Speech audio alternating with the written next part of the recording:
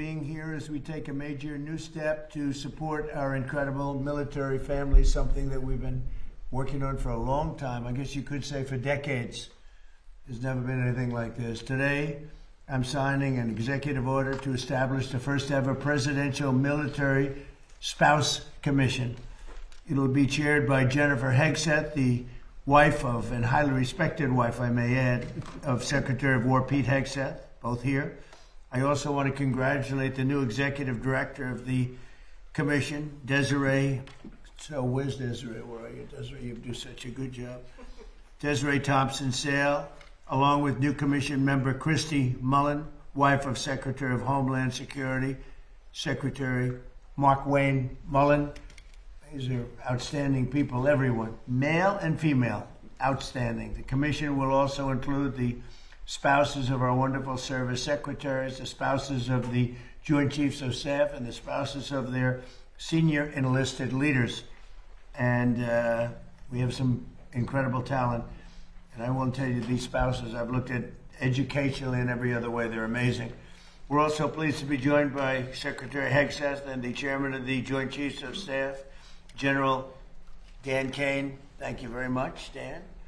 America cannot have the strongest military in the world without the love and devotion of our remarkable military spouses who make the extraordinary sacrifices for our country. They really are extraordinary. Many military spouses spend months separated from their loved ones while our heroes are deployed overseas. Military families also endure frequent moves and other unique challenges, and the challenges are legendary. They write books about them. This commission will provide recommendations for improving the quality of life for military spouses so that we can better support both our military families and the entire United States Armed Forces. The commission will develop suggestions to address particular challenges in housing, employment, healthcare, education, childcare, and just about everything else you can think of. We've never had this opportunity. We're doing it now because we've done a lot for our military. We love our military. Every day our administration is fighting to give our military families the support they dearly need and they deserve. As part of the great, big, beautiful bill, we provided hundreds of millions of dollars for military child care and improved housing on military bases. It's being built, much of it's being built right now. Last Christmas, every service member received a warrior dividend of $1,776. Think of that. I wonder where we got that number. It's actually $17.75. The number worked out to be 17. I said, if you add $1, we have 17. That was one of my genius ideas. We have 1776. But that was a great thing, and we've given it every member of our military hard-earned pay raise. We've also given the pay raise. The commission will help ensure we continue to give military spouses our very best so our military can continue to be the strongest military anywhere in the world, and we're proving that. As you know, we had a conflict with Venezuela, worked out very well, and we have a conflict with Iran, and that's working out very well, very, very well. So now I'd like to ask Jennifer Hegseth to say a few words, followed by Pete, General Kane, and then I will sign the executive order putting this into play. And it's an order that's long overdue as far as I'm concerned, like by decades. And we're going to do a real job with it. And Jennifer, if you will, please. Well, Mr. President, you have been a champion for the military, and we are so grateful for that, and that continues today. And like you said, these are generational issues that are long overdue to address. And we have the most amazing women here who have decades of experience as military spouses themselves. To take a look at it. There's really nothing we're going to find that they haven't experienced. And so between what they've experienced and what they know, we're going to really tackle these things. And I've spent the last year traveling around, meeting with military spouses and families around the world and around the country, and it's the same from Kentucky to Singapore. It's housing, it's healthcare, it's employment, it's childcare, it's education. And so we're going to take a look at all of those things. Even one of the women up here, I won't say who, but was a paramedic. And as they moved from state to state, she could not get the license. Switch to that state in time before you move again, before you PCS. And it makes it really difficult for these families to survive, let alone all the other sacrifices we're asking for them. So this is a big deal today. We're super grateful Every time Pete travels around, Secretary Hegseth travels around talking to the troops, he tells them, the president has your back. And now the families know that you have their back too. And we are grateful. Thank you. Thank you, Jennifer. Great job. Thank you.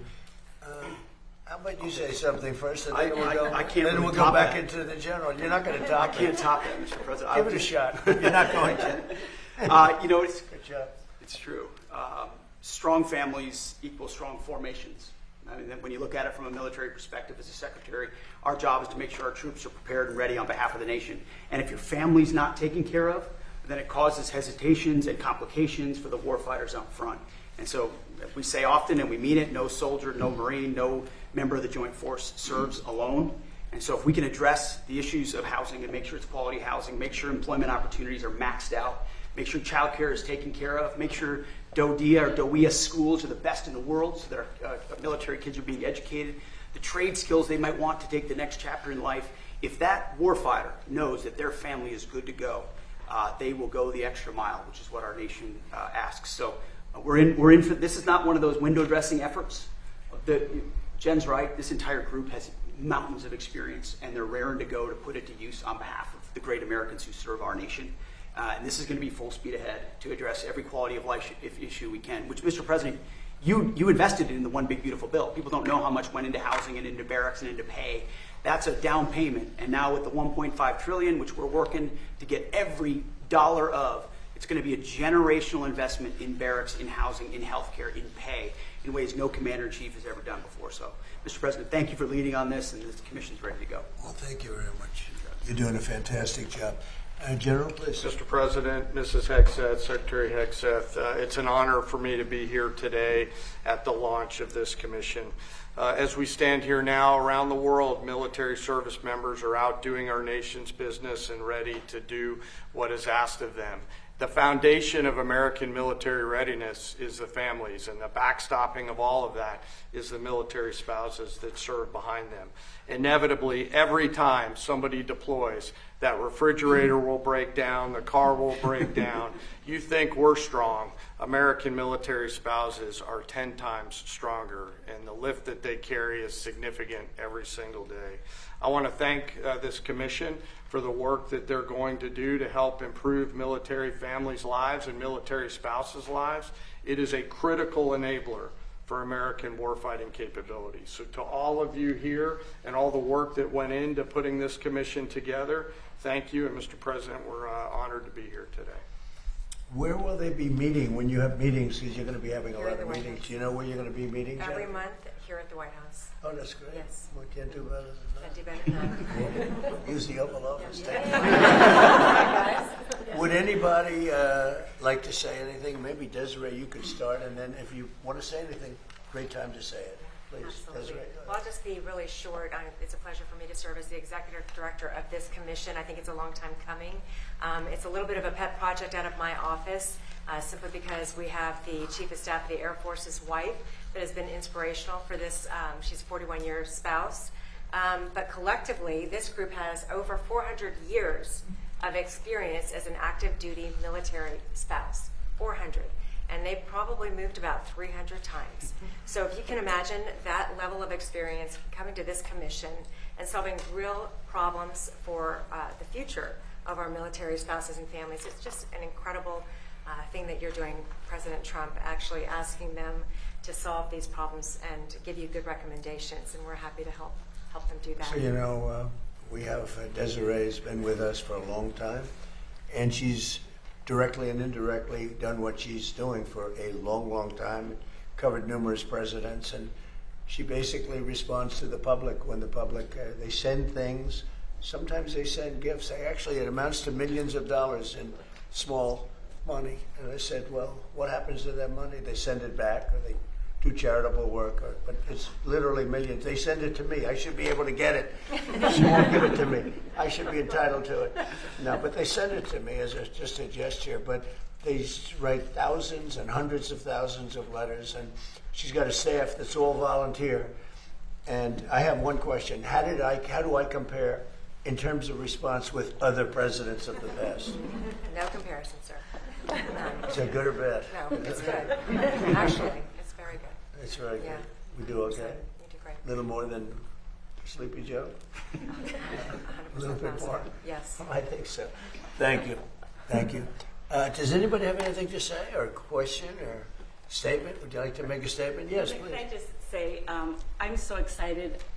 We've served with the Wolfsbachs now for a number of years, and I've seen them champion the enlisted corps. As the spouse of a senior enlisted leader, it's pretty easy for something amazing like this to happen and not include the enlisted corps, the senior enlisted leaders from the enlisted corps. It means the world to me that this started with them in mind. And I don't know if you remember, but a few years ago, my husband was serving in Alaska, and before you got on the plane, he asked your detail if he could ask you a question, and he asked if you would FaceTime me, and you did. And that, it meant For the people world. I respect, I do that. You're getting ready to get on the plane, and this E9, this enlisted command chief, asked you to FaceTime me, and you put your arm around him, and you said, "He's doing a good job, take good care of him." And that picture has hung in his office since, and it just means the world to me that you highlight the enlisted corps every chance you get, and I love to tell people that story, that you took the time That's so for. nice. Thank you very much. Say hello. Okay. I remember. Please, anybody else? Mr. President, this is Cindy Wilsbach, who's humble to That's her right. core and has had a significant role in putting this commission together. So I just want to highlight Cindy's work. I would just like to say this is a red letter day for me. Just the honor that I feel to be surrounded by these spouses who, what I like to say is we serve by oath or by vow. We didn't all raise our right hand to take an oath, but we began serving this great nation when we extended our left hand and said a vow to the person that we love that serves this country. And we represent people that are at the end of their careers. We have served decades, 20, 30, 40 years of service. This is about the legacy that we leave for the people that come after us, for these great. people who have children who are serving now, or for families that we say, we love you, we care about you, and we are the greatest military in the world, and part of that is taking care of our families, and that's what this commission will do. And your husband is highly respected, I have to tell you that, by everybody. By everybody. Anybody over here? Yes, please. Mr. President, on behalf of the Coast Guard, we cannot thank you enough for the amount of money that you have put into our organization. We are beyond excited about the new potentials that we have. We could just feel it, the whole Coast Guard, every time we go to visit our different units and our families. People are super Including excited. 11 ice cutters, right?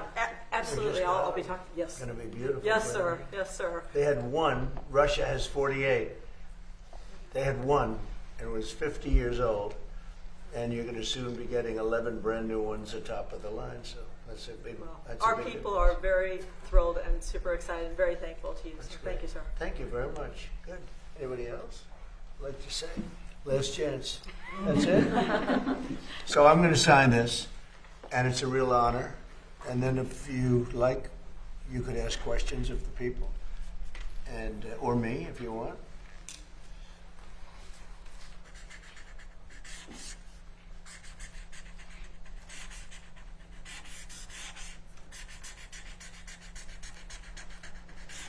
Okay, that's a good one. So I wouldn't want a bad one on this topic. Some are good. You know, we rate them from 6 to 10. 6 is usually when I'm standing up holding it. You can't do a very good one, but that's a 10. So you deserve a 10 too.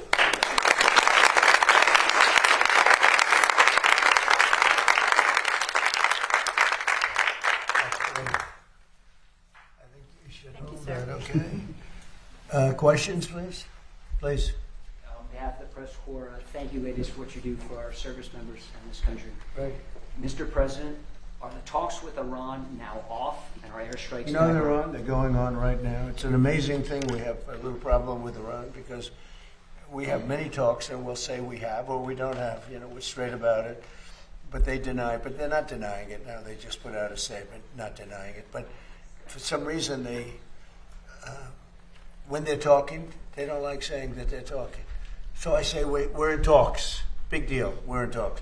And they'll sometimes deny it, even though they spend hours and hours together talking. No, the talks are going along. We're going to hit them very hard yesterday, very, very hard, harder than any attack I think I can say, General, from a point of knowledge, any attack since World War II, that's pretty big, and we were set to go, and they called. And in addition, Saudi Arabia called, and UAE called, Qatar called, got calls from numerous people.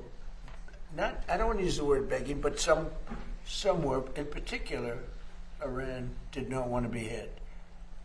And they said, we want to talk. We want to talk about the strait, but more importantly, from my standpoint, we want to talk about the denuclearization of Iran, because it's what it's all about. This is why I'm doing this. And it should have been done. It's now 50 years. We keep saying 47 years, but 3 years have gone by. But it's for 50 years that other presidents should have been doing or other countries. Didn't have to be us, but other countries. And nobody did it. And it was time, and we hit them hard with the B-2s more than a year ago now. And that knocked out their capability, their potential capability. And we've done a great job. But when we talk, we say we're talking. If we're not talking, when you ask me, no, we're not talking, I'll say it. But we are talking right now. We're talking. And we're talking at the request of Iran, backed by Saudi Arabia, backed by UAE, and backed by Qatar in particular, but others also. Many countries called. The leaders of many are friendly with a lot of them, almost all of them, one way or the other, and they all wanted to give this a last chance. This is a last chance. This is not something that, if it doesn't happen, this is a last chance for them to sign a good document. Yeah, please. Mr. President, New York City Mayor Zoran Mamdani is requiring an ID to access his government-run grocery stores. What then is your message to Democrats who do not want to pass the Save America Act and ensure, ID at the ballot When was box? this announced? This was just announced. Yeah. I heard about it. Yeah. Well, I wish they'd have an ID to access the voting booth. You know, they don't want to access the voting booth with any identification. We want voter ID, and we want proof of citizenship. Well, he also had a thing where you had to have 2 different IDs to shovel snow during the winter, right? So that's a very friendly question. I like her. Who are you with? One American News, sir. Very good. All right. Good question. Very good. A good group. There are almost 20 GOP senators who have pledged to stay in D.C. to pass the Save America Act. So what's your message to the rest of the senators who are still on their summer recess? I think there's nothing more important than the Save America Act. I think they should stay. They do what they want, but I think they should stay. Mr. President, I think it's so important to get it passed. Yeah. Mr. President, where are the Iran talks, and what are your requirements? Well, you'll find out today or tomorrow. I mean, they're going to go quickly, one way or the other. It's not very complex. We're talking about the strait, the opening of the strait, having it open literally by tomorrow, completely open. And that's phase 1. And phase 2 is we then will talk about the nuclear capacity, the nuclear, as we've been mentioned. Basically, it's, I think, the denuclearization of Iran. Has to happen. And that'll be the second phase. But the first phase is the opening of the straits. The second phase will be the denuclearization, and that'll take a little while. But we're very strong on it. They cannot have a nuclear weapon. Iran cannot have a nuclear weapon, and I have never changed in that. Yeah, please, in the back. Thank you, Mr. President. You said that if Democrats get back into power, what is happening in Spain awaits America. What should voters in other countries with elections coming up soon take away from what's going on in You Spain? have to be very careful with the whole socialist thing. I think in many cases it's much more than socialist. They skipped socialism. They went directly to communism. But when I saw what happened in Spain, I said, we had a version of that. You could say much worse. We allowed 25 million people under Joe Biden, the Democrats. We had open borders, and countries all over the world, almost all of them, sent people that they don't want into our country. And we've gotten a lot of them out, and we're getting more, including murders. And I always said 11,888, that was the number of murders. Many of them committed more than one murder. And we're going to be just like that if you put these lunatics in that I see running for office. We had an open border a year and a half ago. We had the worst border in the history of our country. Now we have the best border. We haven't had one person come in, and this is done by the Democrats, not by left-leaning people. They do charts, and they have, in 15 months, not one person has come in through our southern border illegally. Now, that's pretty amazing. I'd say maybe 10, maybe 15. They say none. And believe me, if they did, they'd love to report it. But you could go outside in those vast plazas where hundreds of thousands of people gathered when they stormed our country, just like they did, in my opinion, worse, just like they did to Spain. They stormed our country. And those borders are, those big plazas that were built, they put concrete down. And now you look at them and there's grass growing in the cracks. Nobody comes up because they know they're not going to get through. And if they do get through, they're going to be taken out, brought back to their country. So we've done a fantastic job. You know, somebody said you did it too fast. I did it in 30 days, my first 30 days. Biden couldn't do it. He couldn't get it done. He tried at the end. He tried to do something because it was so overwhelming. It was so bad politically. But we did it in 30 days. Somebody said you should have taken a year and a half or 2 years completed because everyone forgets. Even my speechwriters, they say, sir, nobody wants to hear about the border anymore. You've done it. It's an incredible job you've done, but nobody wants to hear about it. And I should have taken a couple of years to do it because, and it actually was, the public has about a 2-year, people do, they have a 2-year memory for certain things. They have a 2-week memory.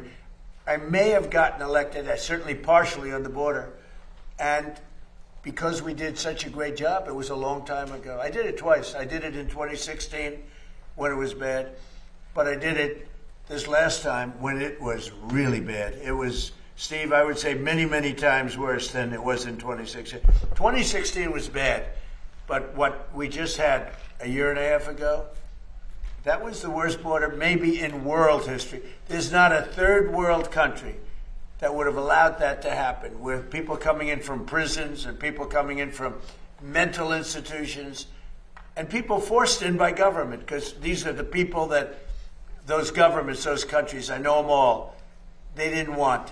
And they walked into a country totally unvetted, totally unchecked. Not anymore. Nobody comes in. Except if they come in legally. Yeah, please. Thank you, Mr. President. Yesterday you were... Who are you with, please? I'm with the Washington Examiner, sir.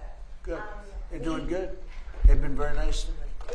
You were asked yesterday whether Representative Max Miller should resign from Congress over the allegations, and you said that you'd have a look at it. Have you thought about that? And also, do you think that It's he a should very be sad thing. replaced? I know Max. He's a good person. I mean, I always thought he was a very good person.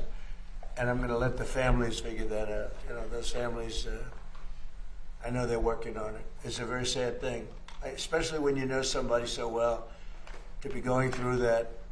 But it's accusations, and I'm going to let them figure that out. Yeah, please. President, did you sign off on Todd Lynch rescinding the anti-weaponization fund?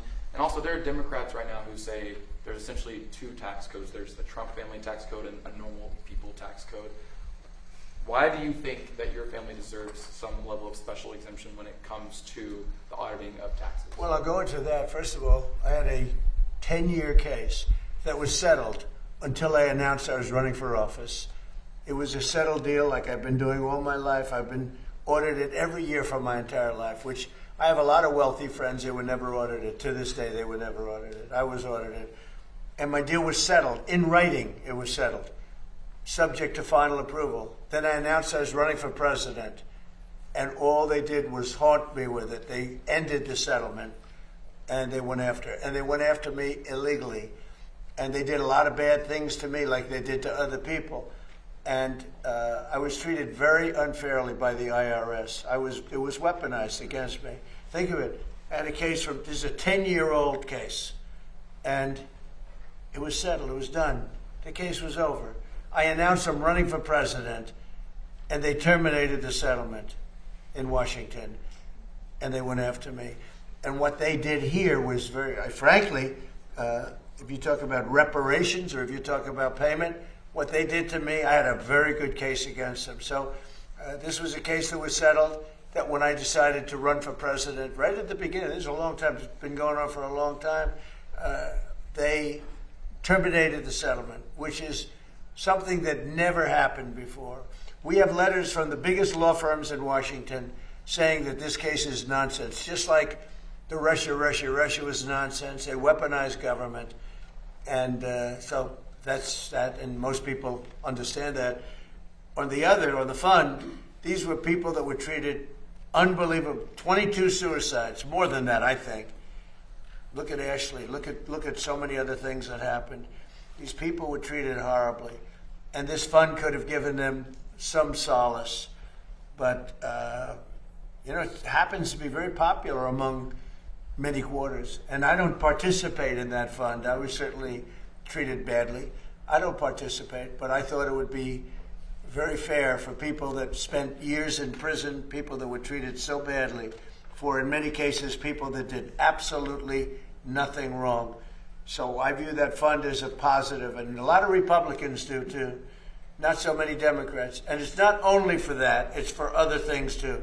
People that have been treated unfairly, that have been weaponized by a corrupt government that we had with Obama and that we had with Biden. You had a corrupt government with both of them. Mr. President, did you sign off on Todd Blanche rescinding I didn't look at it. All I know is that Todd Blanche is great. He's going to do a great job. Everybody knows it. And I understand there's been a sign-off. But I don't know what they agreed. I think Todd Blanche agreed to reconfirm things that he's already said. And what he said was okay. Can I ask, Please are go there ahead. avenues that you'd have, are there other avenues you'd have supporters get paid potentially if it's not the anti-weaponization fund? Is there another way? Who you with? I'm with MS Now, sir. You who? MS Now. MS Now? Yes, sir. What a terrible show that is. They have the worst people on that show. Are there other avenues Okay. that you want to see people No, paid? there's no other avenues that I know about. Go ahead. Mr. President, on the Iran talks, MS Now. That's the failed MSDNC, right? The failed. They failed. They gave it a new name. You know why? Because nobody watched it. Go ahead. And fewer people are watching it now. on the Iran talks, is there discussions, is Iran willing to return to a fully free navigation of the strait? Is that on the table? Say it again differently. Would Iran be willing to return to fully free navigation of It the has to strait? be. I'm not going to let them charge. Would you If anybody's going to charge, we'll charge. We're the one that has total. We have total control. You know, we have a thing called a blockade with his Navy. And that Navy is, they call it a wall of steel, the United States wall of steel. And no, there's not going to be charging. We're not talking about charging at all. There won't be charging. Yeah, please do that. Mr. President, you said last week that illegal immigration... Who are you with? GB News. You said that illegal immigration is killing the UK. Nigel Farage today has proposed the use of the Royal Navy to combat small boats crossing the Channel. Do you think that European nations, including the UK, should be using their militaries to stop illegal immigration? Look, you have to stop illegal immigration in Europe. I know Europe better than anybody, better than the people that run it, and have great relationships. Two things are killing Europe. Number one is immigration. Number two is energy. Like the UK, when you look at the UK, they have one of the best energy fields in the world, North Sea oil. Now, I think your new prime minister is going to actually open up from what I hear, I spoke to him, and he sounded terrific on this subject. But you open it up, you'll be a wealthy country. You keep it closed, you're going to be a bankrupt country, which is what you are now. Essentially, you're a bankrupt country. You have one of the greatest energy fields, the North Sea oil, one of the greatest fields in the world. You know, the UK buys its energy from Norway, who gets the energy from the North Sea, from not as vibrant a part of the North Sea oil was. You're sitting on top of gold, better than gold. And you don't do anything with it. It doesn't work. You don't allow the oil companies in, and it doesn't work. And I spoke with your new prime minister. I was very impressed, and he sort of indicated to me, I said, look, you can be a wealthy country or a bankrupt country. You have your choice. Not every country has that choice. Almost no country has that choice. But in the case of the UK, Scotland, I'm talking about Scotland, right off the shore, in Aberdeen, Scotland. That was Aberdeen was the oil capital of Europe for years. And then one day the Liberals got in and they closed it. And your energy rates have quadrupled. You have among the highest energy prices in the world. You could cut them in half. You could give away free energy if you'd open up the North Sea. And it's good for another 500 years, maybe more, probably 1,000 years. Has our new Prime Minister restored your faith in the leadership of Britain? Has our Prime Minister restored your faith in the leadership of Britain, or do you think it's too late? Look, I think we're going to have a very good relationship. We'll see. I'm not going to tell him how to run his country. But I can tell you, immigration is an incredible problem for Europe. You're allowing people in that in many cases are not going to help you. I'm going to be nice. They're not going to help you. And the people that are there, people from your country, people from other countries that have been there for a long time and did a great job, beautiful place. Look, I love it. You know, my parents both came from Europe indirectly. So a German, Scott, and you know, it's like one of those things. It's very sad. When I see what's happening to Europe, it's very sad to me. But they have a problem with immigration. They have a problem with energy. You have windmills all over the place. Windmills, you lose your shirt. Any country with windmills is a loser, okay? You just have to look. If they have windmills, they're a loser. Because you lose money with windmills. Mr. President. Yeah, please, go ahead. Thank you, Mr. President. Go ahead, who are you with? John Fredericks Media. Yeah, that's right. Original name. What was your name before? John Fredericks. Go ahead, John. We're Mark. Two domestic questions, sir. The first one is Exxon and Chevron, integrated all U.S., just announced record profits second quarter. Unbelievable. For Exxon, for instance, 14 billion, highest they've had in over a decade. For Chevron, for the quarter, highest in history. By 12 times. On the backs. You saw that? Yes. I mean, it's unbelievable. On the backs. I don't like it. Workers paying higher gas. Is our... They're making too much money, okay? Based on a shortage, they're making too much money. I don't like it. And I should be the last one to say, because I'm a big free enterprise guy. Nobody bigger. And, you know, you're going to see oil, when we're finished with Iran, you're going to see the prices drop through the floor. But they made too much money. Too much money. Chevron, too much money. ExxonMobil, too much money. When you look at one company where they made 12 times what they made the year before, they got to give some of that back to the public. And they better cut the retail price, the consumer price. Too much money. You're surprised I'm saying it? I'll say it loud and clear. I'm not happy about it. Go ahead. Go ahead. Just one. For those of us here that live in Washington, D.C. with our families, like I do, the renaissance of the city that you've been able to do in 18 months is incredible. Before you I hope you heard it. Did you hear that, everybody? The renaissance of Washington, D.C. in 15, 16 months is incredible, and it is. It's clean, it's safe, and you haven't seen anything yet. We're replacing all of the grass that hasn't been replaced in the fields, all the beautiful fields where the grass is. You know, grass is like humans. It has a life. This grass hasn't been changed in 100 years. We're doing all the fields. We're doing most of the graffiti is moved. But the most important thing is it's been beautified. We did 78 monuments and fountains and waterfalls, and they went from being horrible, mostly graffitis, and most of them for 25 years never worked. They haven't worked. And it's a renaissance, like you use the word renaissance, but it's a renaissance. But the biggest thing is we have very little crime now. This was the crime capital, frankly, of the world. It was the most unsafe capital of any country in the world. Now it's one of the safest, and it's one of the safest places in the United States. And people are coming down. You see it, the tourism in Washington, everyone's safe now. Nobody's getting mugged, shot. We used to lose 3 people a week. Death. That's the least, it's 3 people in terms of death. 150 people a year were killed. They come down from Iowa, they come from Indiana. Mom, I'm looking at the Washington Monument. And they end up getting killed. We call their parents, I'm sorry. Doesn't happen anymore. We don't have that anymore. We're rough, but we don't have that anymore. Our military has been unbelievable, and they work very well with the D.C. police, but our military came in, the general, people that we know so well, General, right? They don't play games, and we got the gangs out. We removed almost 5,000 people who were career criminals, who came in with Biden with the open borders, a lot of them. and they're no longer here. We sent them back to their countries. You've got to say, have you ever seen such a transformation? It's unbelievable if you live here.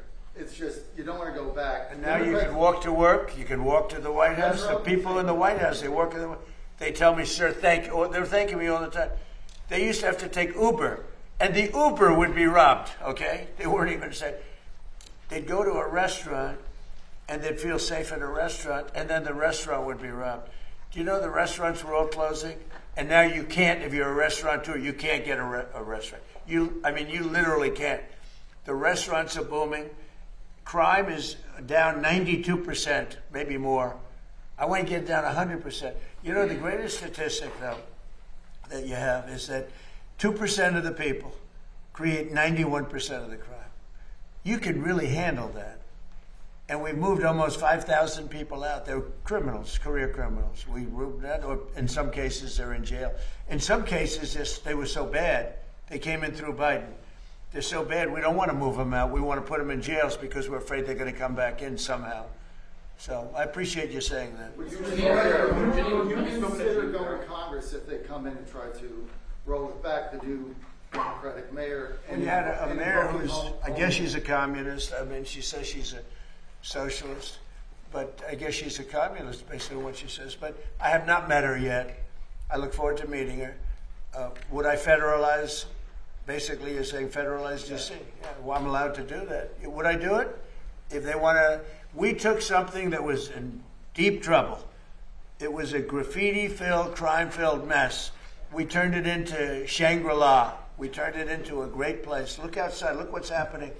Look at the beautiful ballroom and military center. It's a military center, much more than, we have a drone port on top. Look at the grass in front of the White House being all replaced with the top stuff. The parks are all being replaced. It starts very soon, actually. We'll do one at a time. It's about 700 acres of parks. They're all going to have brand new, the best grass you can get. Scots. You know Scots? Scots Miracle-Gro. They're doing it. They do great grass. What can I tell you? I got to give them a plug because they did the White House for free. Sir, a friend of mine, a guy that, he's terrific. We'd like to give you new grass at the White House. I said, I'll take it. How much? He said, free. I'll take it. One of those things. Thank you. Thank you very much.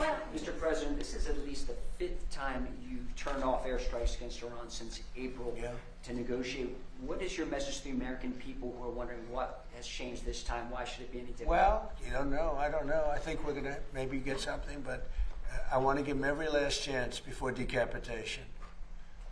It's very tough to do what we have planned, still planned. We'll see what happens. But it's a very, very tough thing to do.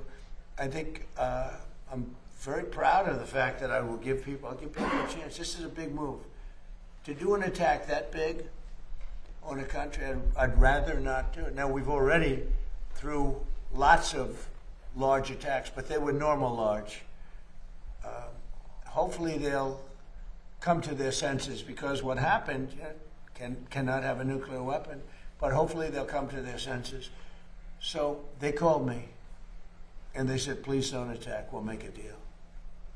That's the real truth, and everyone knows it. And who wouldn't call? And they found out through leaks and sleazebags, a lot of sleazebags, leakers. Leakers should be put in jail. They have to strengthen up the laws for leakers. But in this case, leakers helped, because they said the severity of the attack, and Iran knew it. They knew what was coming. It was going to come last night, and it would have gone on for a long time, and there'd be essentially very little left. There'd be nothing left.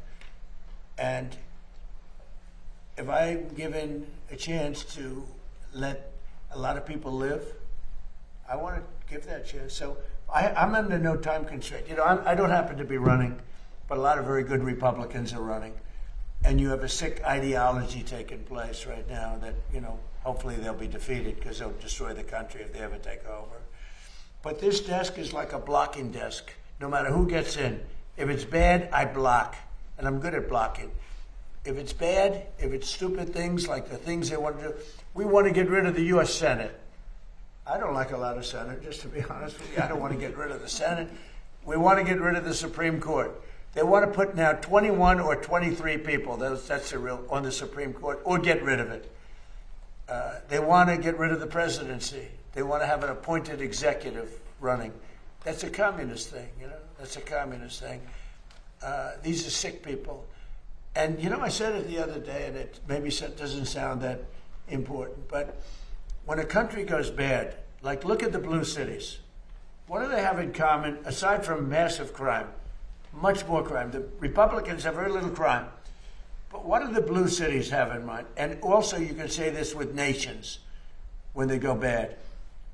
The blue cities have something in common: crime, high crime, vicious, violent crime. But what do they have in common? They're all dirty. They're filthy dirty. Their streets are dirty. Their streets smell. Their storefronts are broken.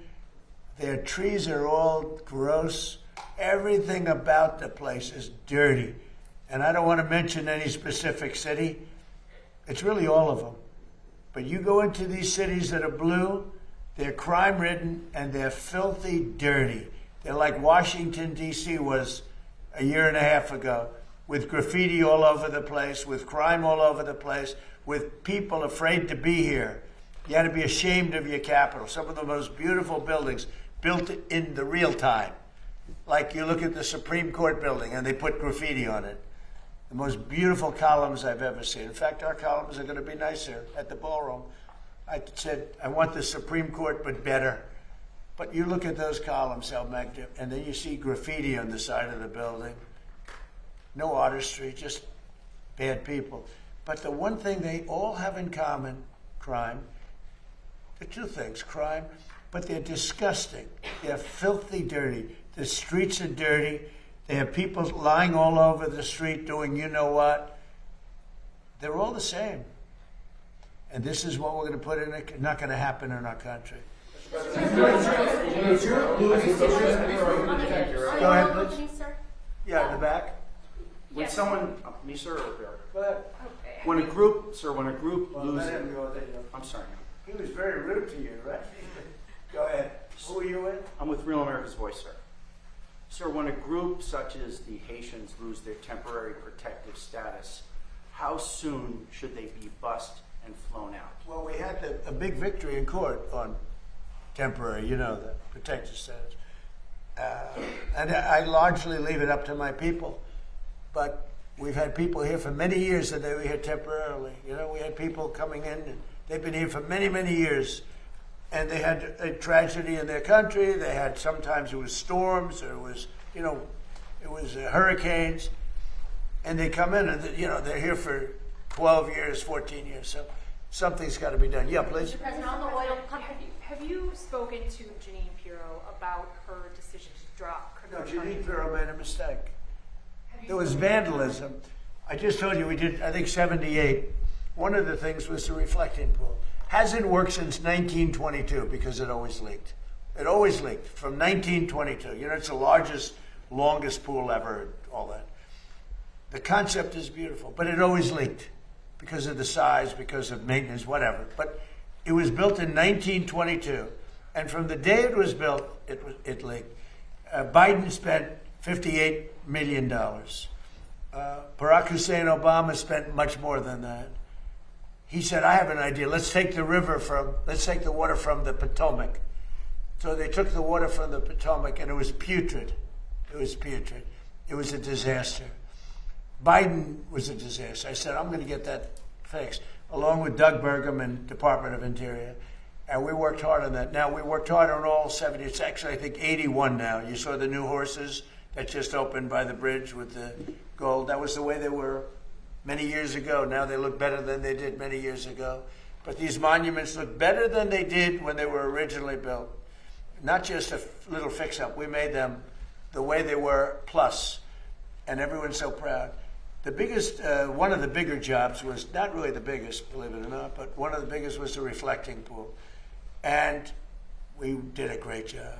We sandblasted the stone outside. It was granite, so it has a long life. We did a great job.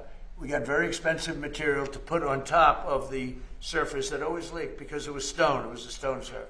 Always leaked. And we put it on. and it was beautiful. Now, we have photographs or tapes, like moving cameras, right? We have them where people are on the side cutting it with a box knife. Now, I'm not saying I was 100% thrilled with the contractor, but the contractor was rushing. We wanted to get it open for July 4th, and we got it done. But in addition, there was vandalism. Number one, look at the grass, where the grass was all knocked out with a very, very powerful ingredient that we know very well what it is. I'm not going to say the name because people get ideas. And they put a terrible phrase, I won't say that either, but a terrible phrase on a massive piece of grass that we had just replaced. Kill the grass. We had to replace the grass. A lot of grass. In addition, they took knives or cutters and they cut the material. It's material. And they put their hands and they pulled it. And there was also some maintenance things that we would have routinely fixed.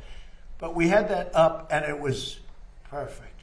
And then you had the bubblers, which get rid of what forms in the water. And that works great, but they turned it off because of the fight. Because it competed a little bit of noise during the fight. They turned it off. And it grows very rapidly in the water. But that actually works very well. And that's all. So now we're just about set to reopen it. And we had to replace cut areas where they cut it and ripped it. But there's a tape, and Jesse Waters, by the way, did a whole big thing on it. There's a tape that's out there that I posted on Truth, where you have people leaning over the side, the weakest part because of the flexibility. It moves. It's very complicated. It moves. And the softest part has to be flexible. And that's the stuff you can cut. And these guys knew what they were doing. And they cut all the way along the base. Cut, cut, cut. Now, when Janine looked at it, it was the day after the 4th of July, with the largest fireworks display in the world.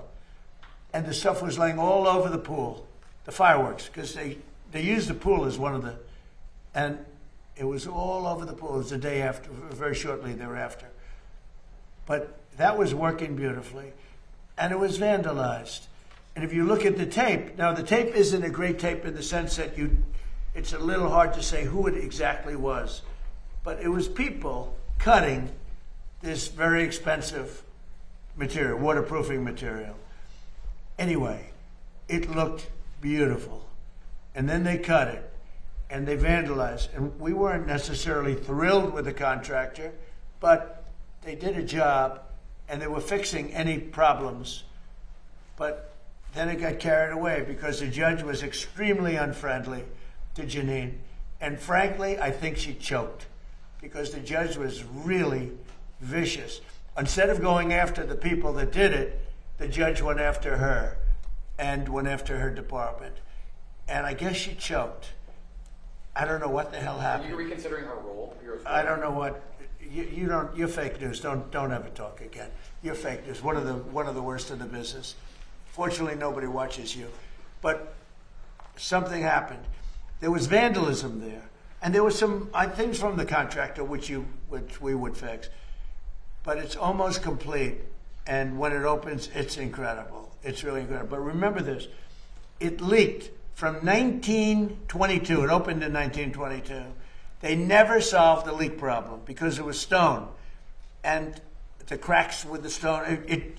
Stone is really not a waterproofing material. We essentially use a very high grade swimming pool type material, which was my idea. I was very proud of that idea. By the way, I didn't know the contractor. Everyone said the contractor. I didn't know the contractor. But when it was completed, it was perfect. But then somebody went in and cut it, just like they did the grass. Nobody talks about the grass. The grass have helicopter pictures of what they did. Wasn't it 87? Right? Do you know what they did, right? Did you see what they did? Did you see what they wrote? What did they write? 8647. That's right, 8647. They 86 them, so it's 8647. They didn't do 45. At least they left 45 out. But they and massive letters on the grass, 8647. And nobody talked about that. Was vandalism too. We had to replace all that grass. It was a tremendous amount of grass. Because when you hit it with this poison, it's acid, it kills the grass no matter how, you can't even clean it, even if you got there right after. It's very powerful stuff. I know it well. So people did great damage to this thing because they're sick people. You know who's representing the man is a man from Crew, a sleazebag who's been suing me for my whole political, hasn't won, he's lost all the time. But Crew, do you know what Crew is? It's a third-rate operation that's supposed to be a charity, but it's not. They used it for political reasons. So we should be proud of our monuments, and we should be proud of our city. And you know, that was open before they did the damage. It was open. It never looked more beautiful. It looked like a mirror, and that's what it was supposed to be. It was a very dark color, because otherwise you don't see it, as a reflecting pool, and it looked beautiful. Well, it'll look just as beautiful. It'll be fixed and open over the next week and a half, 2 weeks. Who are you rooting for in Michigan? One more, yeah. Who are you rooting for in Michigan tomorrow, Mr. President? Well, you have a very interesting group. Who I really voted for is Mike Rogers, because I think he's going to be a great senator. But you have a communist versus a socialist. That's the way I look at it. You have a communist versus a socialist. It looks like the communist is leading. We're talking about for the Democrat primary. But for the Republican, you have a very good man, and he should be able to win. Yeah. Okay, one more. Go on, in the back. Yeah, go ahead. Lafayette Park. Lafayette Park, it's great. Do we do a good job in Lafayette It's Park? phenomenal. So Lafayette Park is right across from the other side of the street, and I made a donation of $10 million. That was me, personally. And it's unbelievable. It was so dirty and so disgusting. Like everything liberal becomes dirty and disgusting. Socialism, liberalism, progressivism. You know, the word progressive is such a nice word. They love using it. But the radical left isn't letting them use that word anymore. But Lafayette Park is a large park. It was known as the gateway to the White House. And it was disgusting. The monument is beautiful, graffiti all over it. I won't say what was on the sidewalk, but horrible, horrible, horrible, disgusting stuff.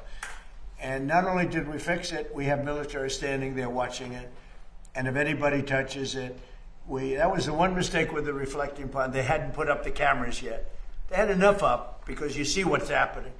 But if they would have had them up, we would have had it would have been a lot easier. And I was disappointed with Jeanine Pirro, really disappointed with Jeanine Pirro. She folded like an umbrella, and people get away with things, and it's a disgrace. But we're very proud of Lafayette Park. Now we have a big decision to make. Do we take the pavers that are red, you know, the red brick pavers, and do we change them into a granite? It's a gray granite. They're beautiful, but they're not the original. So we're going to have to make that decision. You have a good sense of taste. What would you do? Huh? Yes, change it. You would change the red brick into the granite. Heartbeat. The granite is much stronger, holds up much better. Different color. Legacy. Change it. Okay. Are you considering firing Pirro, Mr. President? Go ahead, please. Thank you, Mr. President. Today's the MLB trade deadline, and there's been talk lately about a potential lockout next year. I think over salary cap concerns, proposed salary cap. Do you support a salary cap in the MLB, and what are your thoughts? Well, we're going to talk about that at a different time. You know, it's a complex situation, but not too complex for me. Yeah, please. In the back. What did you think of the Nationals trading Luis Garcia to the Yankees? And do you think Brian Which Cashman? one? Luis Garcia from the Washington Nationals to the New York Yankees. You're New York Yankees. And what do you think of the job Brian Cashman's doing? Well, I've known Brian Cashman for a long time. Look, he's done a good job. I think Randy Levine is great. He's a great executive. And by the way, the NIL or whatever it is very close to getting solved, college sports. And Randy Levine and Nick Saban and a whole group of people have done an unbelievable job.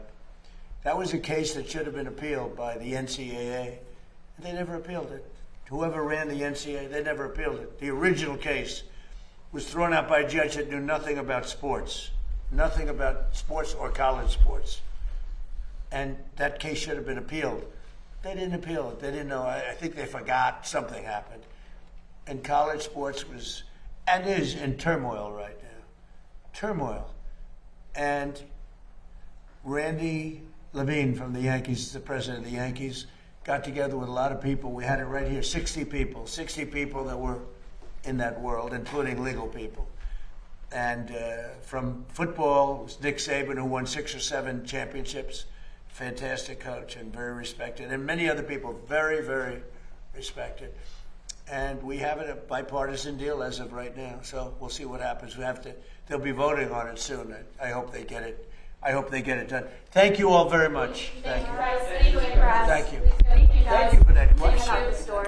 I love this question. Thank you guys. Thank you guys. You can head out that door. Have a good time. Thank you, everybody. Good luck. Thank you. Thank you. If you like this video, then like, share and subscribe to ET Now World.